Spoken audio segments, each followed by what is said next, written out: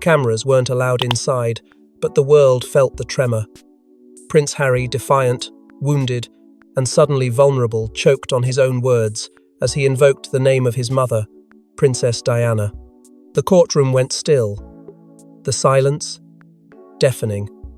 What followed would shatter royal boundaries forever. Before we go deeper into what this really means for the royal family, make sure to subscribe so you don't miss a single update. It began like any other, hearing tense, procedural, guarded. But when Harry unexpectedly stepped up to speak, even the most seasoned court observers leaned forward. He hadn't been expected to testify personally, let alone emotionally. But he did. As his legal team shuffled notes, Harry looked directly at the judge, and when he spoke of Diana, his voice cracked under the weight of decades of silence. He said, her death wasn't an accident. That the press didn't just chase her, they hunted her. And now, he claimed, they were coming for his wife and children in exactly the same way. His words weren't rehearsed. They were raw, personal, and devastating. What made the moment even more powerful was its unexpectedness. Courtroom protocol had kept emotions in check up until that point. But when Harry faltered, visibly shaken, the entire room froze. A long silence hung in the air before the judge finally called for a recess. The media, waiting just outside, exploded into a frenzy. Within minutes, headlines splashed across screens. Prince Harry breaks down in court. Helicopters circled overhead. Journalists scrambled to verify what had just happened. But no one could truly capture it because the man who once stood 2 steps behind his brother at Diana's funeral had just declared his mother's death a war crime committed in slow motion by a press addicted to scandal. In the hours that followed, legal analysts and royal insiders were left stunned, not just by the testimony itself, but by what it symbolized.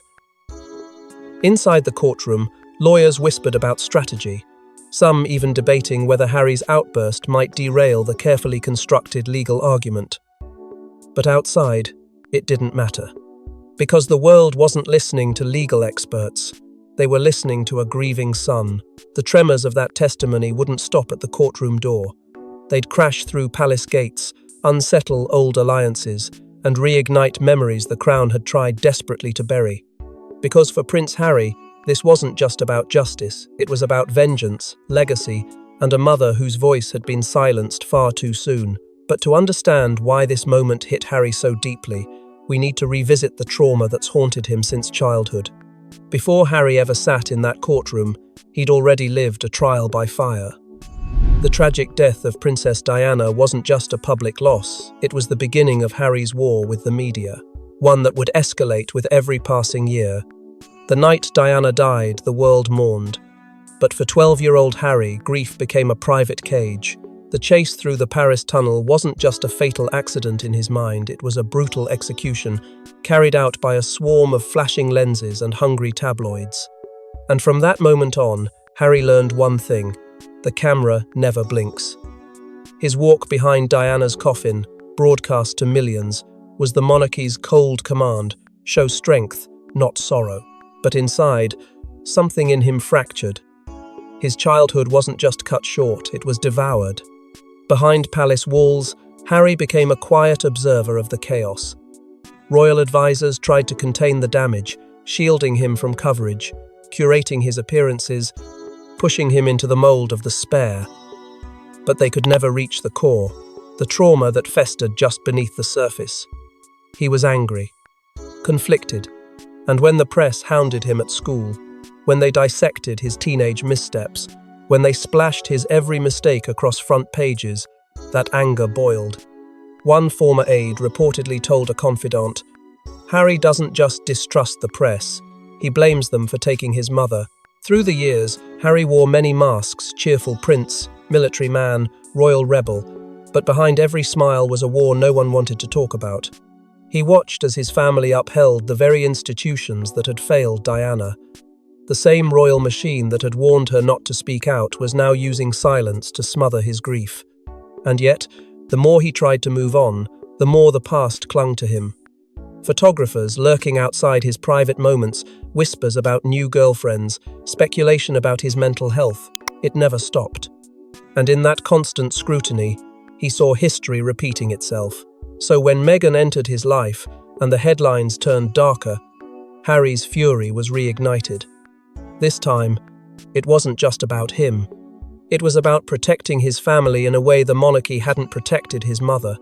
And though he'd tried for years to play by the palace's rules, this moment, this life, was no longer tolerable. It wasn't just grief anymore, it was purpose. A mission forged from pain. One that would turn him into the most unpredictable royal of the modern age.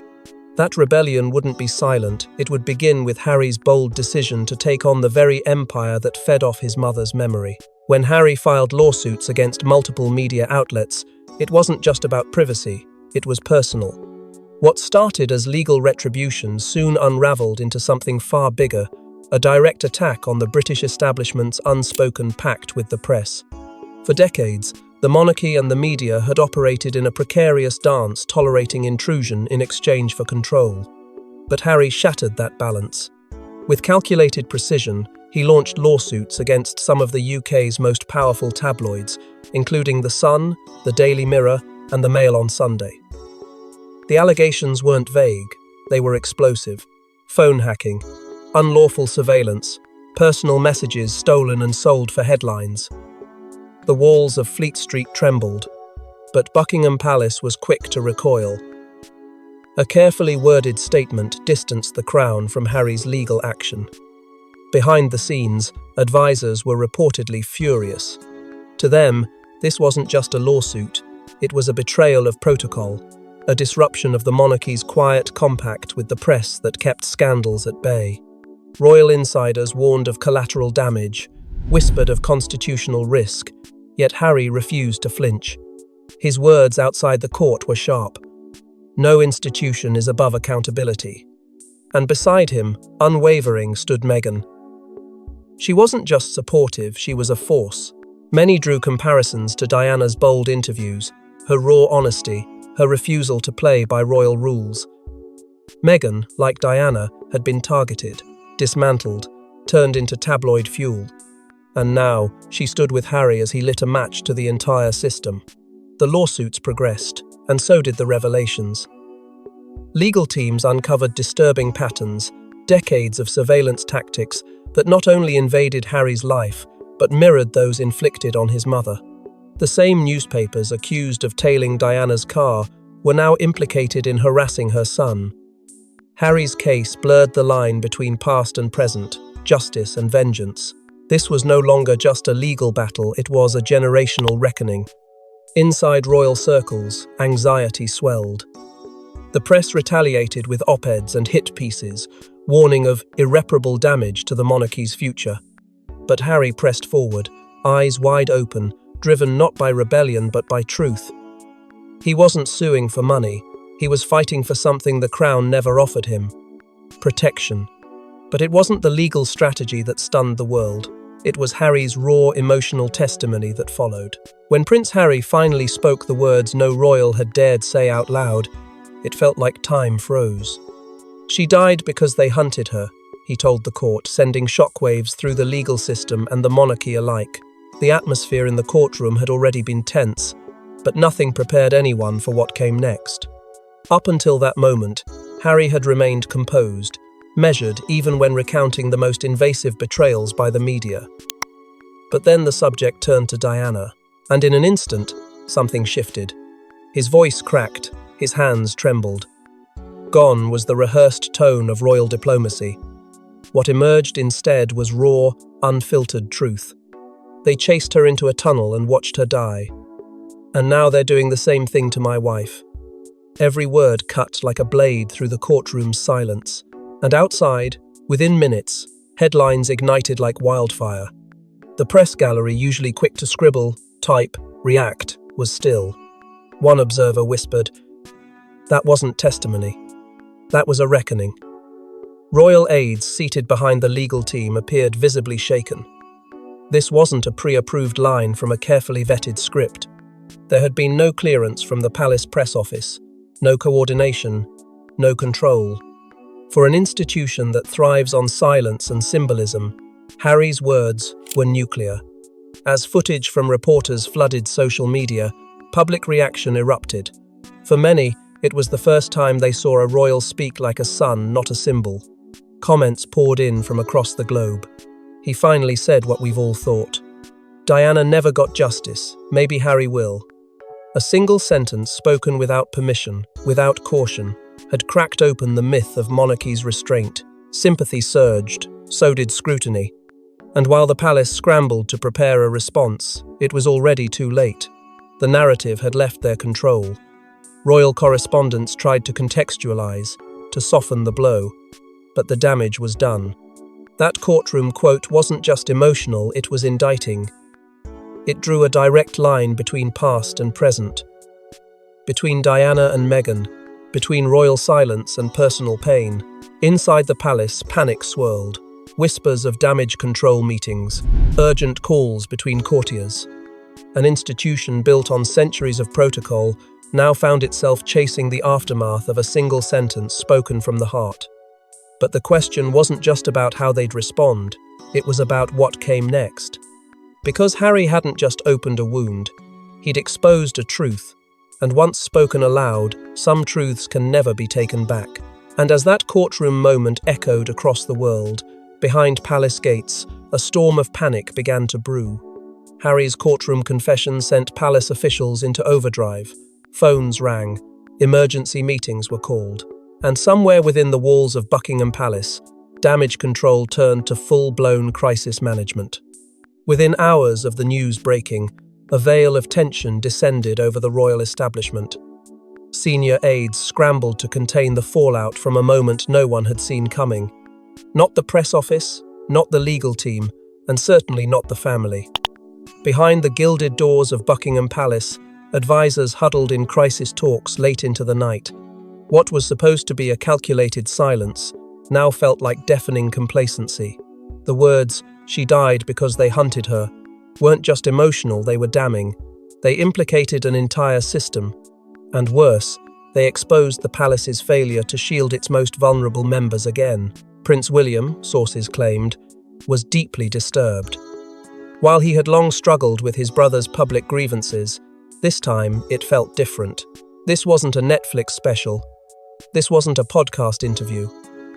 This was court, under oath. And Harry had not only dragged Diana's memory into it, he had dragged the monarchy with it. Some insiders whispered that William viewed the testimony as a betrayal of their mother's legacy, not a defense of it. Others said he was simply blindsided, just like the rest of them. Either way, the brotherly divide grew colder, deeper, irreversible. The most combustible reaction, however, came from Queen Camilla. Though not mentioned by name, the subtext in Harry's words was clear, and she felt it. Sources close to her reported an eruption behind closed doors. She was furious that decades of image rehabilitation could be undone in a single sentence. Furious that her name, once again, would be whispered alongside the downfall of Diana. She demanded answers, and none came fast enough. Talk of a formal statement grew louder with each passing hour. Should the palace respond? Could they remain silent without appearing complicit? The dilemma was paralyzing. For decades, the monarchy had operated on the principle of never complain, never explain. But now, that mantra felt like a trap. Damned if they spoke, damned if they didn't. Meanwhile, press headlines exploded. The Crown in crisis, the Diana bombshell, Harry's war on the palace. Not since the days after Diana's death had the institution felt this vulnerable, this exposed, because for the first time in years, the royal family wasn't just managing scandal, they were cornered by it. This wasn't a carefully timed PR rollout or a controlled leak to the tabloids. This was real, raw, and unfiltered, and the world was watching. But even as the institution scrambled, the public was already taking sides. In the court of public opinion, the trial had already ended. Diana's memory once again stood in judgment of the royal family, and this time, her youngest son was the one lighting the torch. Within hours of Harry's emotional courtroom moment, the internet detonated. Hashtags like #Justice for Diana and #We Stand with Harry surged to the top of trending lists in multiple countries. People who had long buried their grief over Diana's death suddenly found their voice again, and this time, it came not through tabloids or televised tributes, but through raw, unfiltered solidarity with her son. TikTok clips, viral tweets, impassioned live streams, all dissecting Harry's trembling voice, his aching eyes, his unwavering resolve. The clip of him saying, "She died because they hunted her," was shared millions of times. A single sentence had become a global outcry. Diana's closest friends, once silenced by protocols or personal grief, began to speak.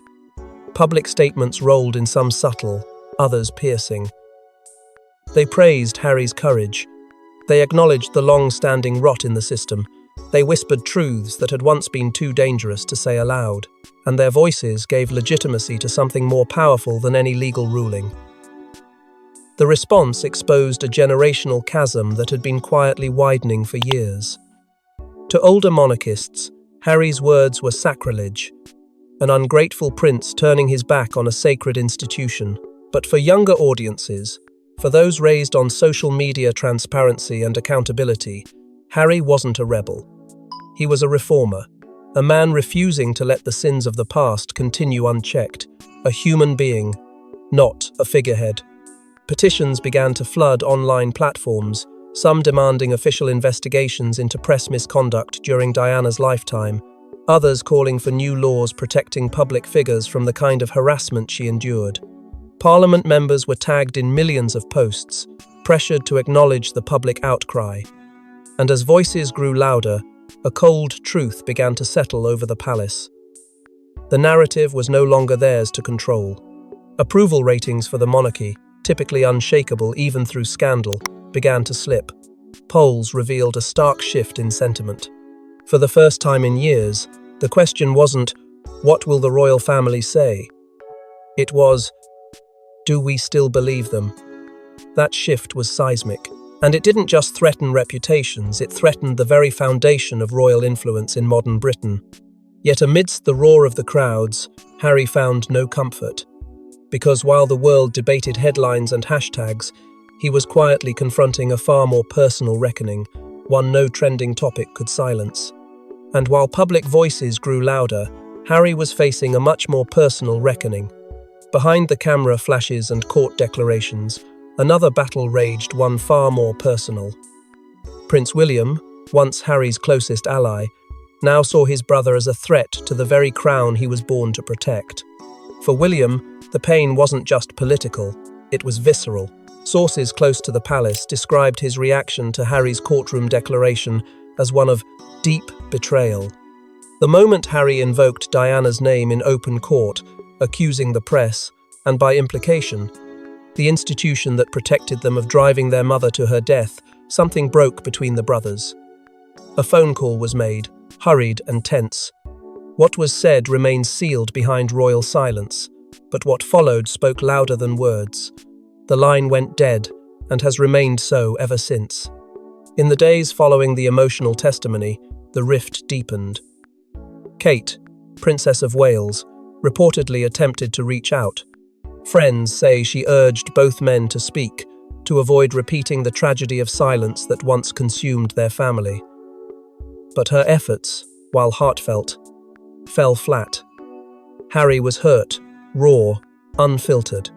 William was furious, restrained, guarded. Their bond, once defined by shared loss, had now become collateral damage in a growing war of words and wounds. At the heart of this silent standoff was a haunting question neither brother could escape. Who truly carried Diana's legacy? William believed he honored their mother by maintaining dignity, by staying loyal to the system she once fought to change. Harry, on the other hand, believed silence was complicity, that by breaking royal protocol, he was finally defending the woman who never had a voice. And then came the wild card, Camilla. Her position within the monarchy, long a source of private tension between the brothers, suddenly took center stage. Some reports claimed William bristled at Harry's indirect implication that Camilla, too, had benefited from the press Diana once feared. Others insisted that while William sought to protect Camilla for the sake of the institution, Harry felt she embodied everything Diana stood against. Old wounds reopened. The reconciliation talks that had quietly been planned behind palace doors, cancelled. Harry, once eager to bridge the gap, reportedly walked out before the conversation even began. It was no longer just about press intrusion or legal boundaries. It was about family, about identity, about legacy, and who had the right to speak Diana's name in public. The monarchy had always been built on silence and symbolism. But now, the brother who once stood beside the heir had become its most vocal challenge. And just when it seemed the family couldn't fracture further, a surprise royal visitor entered the courtroom. All eyes were on Harry until a familiar royal figure stepped into the courtroom unannounced. Their presence shifted everything, prompting whispers of a truce or a warning. As tension gripped the room, the unexpected arrival of Princess Anne sent a silent jolt through the proceedings. There was no official announcement, no grand entrance. She walked in with quiet resolve, took her seat in the gallery, and sat still. The courtroom, already straining under the weight of royal scandal, now seemed to hold its breath. What was she doing there? Was this a show of unity, a silent rebuke, or something far more complex? The public was divided. Some saw Anne's presence as a powerful symbol, a senior royal, and the late Queen's only daughter, showing up not to criticize, but to witness. Her history of stoicism, of loyalty to duty over drama, made her appearance all the more startling. She wasn't there for show. She wasn't there for press. She came to listen, and listen she did. Observers noted her gaze locked firmly on Harry as he recounted his pain. At moments, she nodded subtly, briefly but noticeably. That single motion became the subject of endless speculation. Was it solidarity? Was it empathy for a nephew she'd once guided through grief? Or was it calculated a message to the world that the monarchy was watching, engaged and unshaken? But Princess Anne's actions raised more questions than answers. She left the courtroom the same way she arrived, without a word. No statement to press, no visible interaction with Harry. Just a quiet exit, and the trail of theories left behind. Within minutes, the media exploded. Tabloids clashed in interpretation. Some hailed it as the beginning of reconciliation. Others suggested it was a silent surveillance mission on behalf of the crown. Either way, her appearance overshadowed every headline, shifting focus from Harry's testimony to the possible motives of the royal machine. Inside the palace, her visit reportedly caused ripples. Some insiders claimed she had not consulted with senior aides before attending. Others insisted she went with the king's blessing. No one knew for certain. And that uncertainty, that royal ambiguity, only fueled the fire. Princess Anne, long known as the monarchy's quiet enforcer, had made her move, and in doing so, she reframed the narrative. Yet, amid the noise and speculation, one truth remained clear. Harry saw her. And in that moment of shared silence, something unspoken passed between them. Whether it was recognition, warning, or forgiveness, we may never know.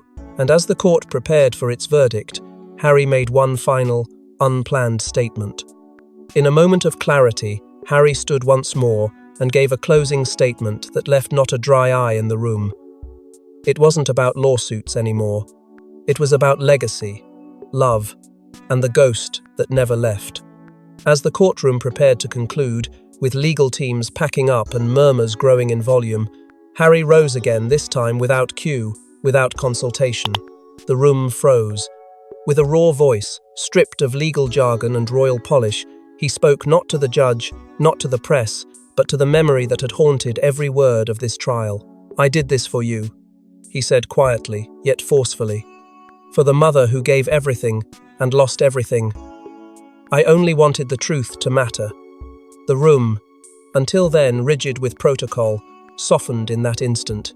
A juror, described later by an observer, was seen discreetly wiping a tear from her cheek. Even the stenographer's fingers hesitated. Something had shifted. Harry didn't shout. He didn't blame. He simply opened a window into the boy, still grieving beneath the man. He spoke of how every click of a shutter echoed through his childhood, how he carried Diana's absence into fatherhood, and how this trial wasn't about revenge, but restoration. A pause hung heavy before he stepped back, the silence saying what words never could. Then, something unprecedented in a courtroom of such formality, gentle applause. Quiet, respectful, but real. Even the judge, though stern-faced, didn't intervene. Outside, the reaction was immediate. Social media lit up. Legal analysts called it one of the most emotionally humanizing acts ever seen from a royal. It wasn't calculated. It wasn't rehearsed. It was heartbreak, on record. Within hours, Meghan released a brief but poignant message. Courage means standing when no one expects you to. I've never been prouder. And for once, even the most cynical corners of the press paused their critique. In that closing moment, Harry did more than address a court. He reclaimed a narrative written in grief, twisted by tabloids, and silenced by palace walls. This was never just about evidence or testimony. It was about a son finally speaking for the mother who'd been voiceless for too long. And as the world watched, many realized that this wasn't the end of a case, it was the opening of a reckoning. And when the dust settled, one thing was clear: this wasn't just Harry's battle. It was the beginning of something far bigger. Thanks for watching. Don't forget to like and subscribe, and we will see you in the next one.